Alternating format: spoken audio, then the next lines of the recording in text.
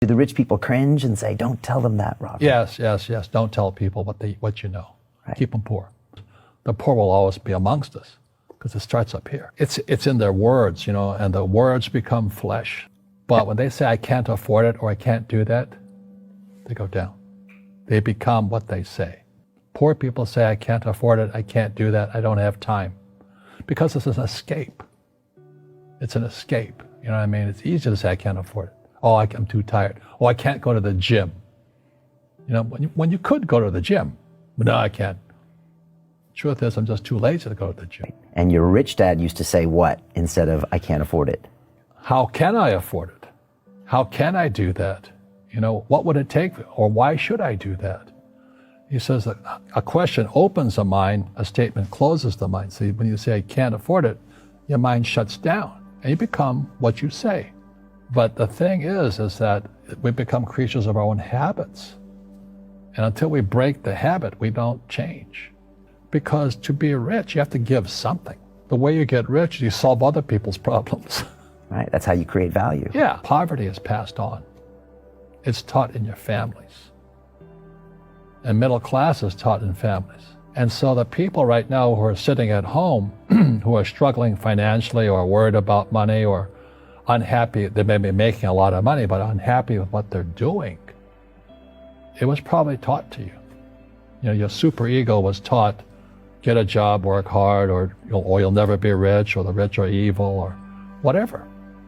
If you're poor, you'll always be poor. Just like most pro athletes, they make millions of dollars, and 65% are bankrupt 5 years later. It's because they come from poor families. Now you tell them that, they get very angry at you. It's not, it's the rich fault. It's you guys ripped me off, and government ripped me off. It's passed down genetically. That's the frightening thing. We got to change what we teach our kids. And the average person, the reason they're poor is they haven't failed. They play it so safe. They haven't made any mistakes like they're taught in school. That means they don't learn anything. That's why the school system's actually fundamentally corrupt.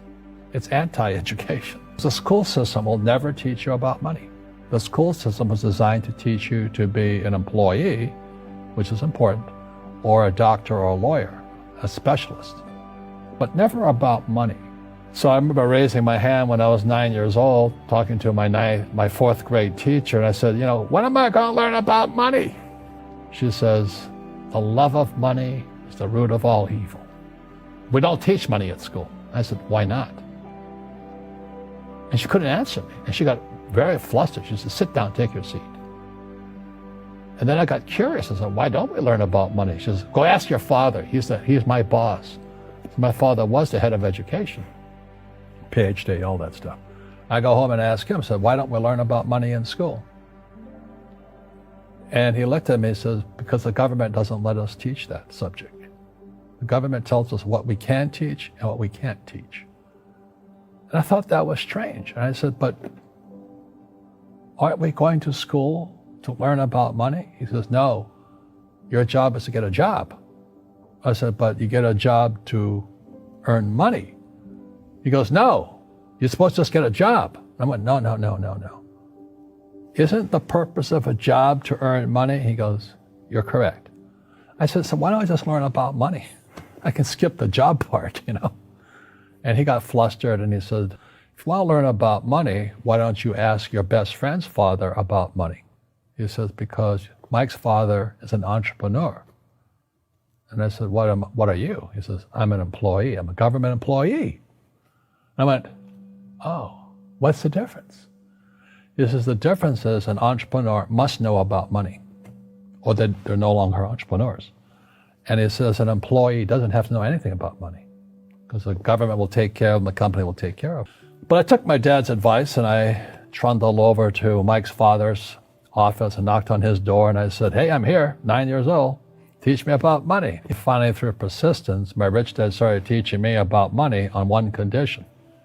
And that condition was he would never pay me. He says, the moment I pay you, you think like an employee. He says, that's the trap. Entrepreneurs work for free. And now I'm 9 years old, my head's going cracking in half. He says, you never want a paycheck. You understand that, kid? I said, okay, I got it.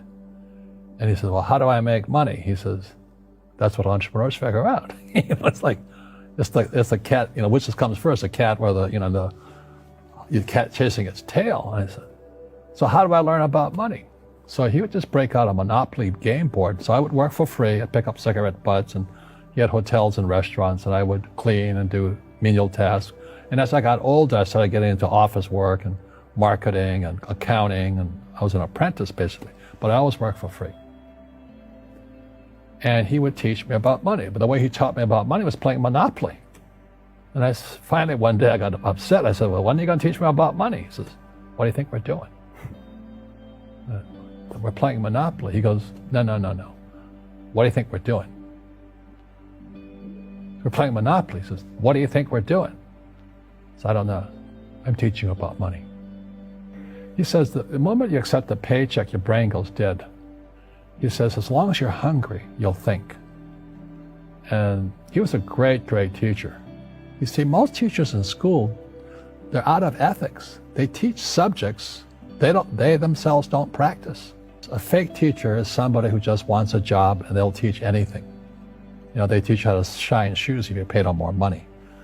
But they really don't know what they're teaching. For example, my calculus teacher, went to military school in New York, and I asked the teacher, I said, I'm in my third year of calculus now. It was called strength of materials.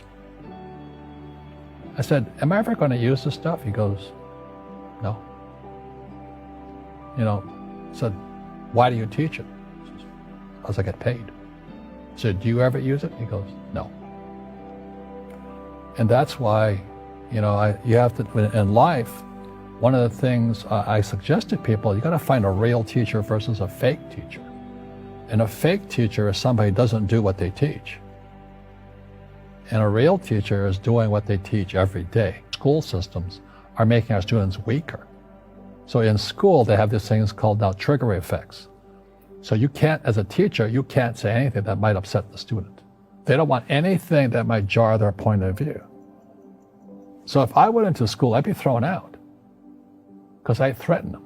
I would, and to me, isn't school about opening your eyes and minds to new ideas?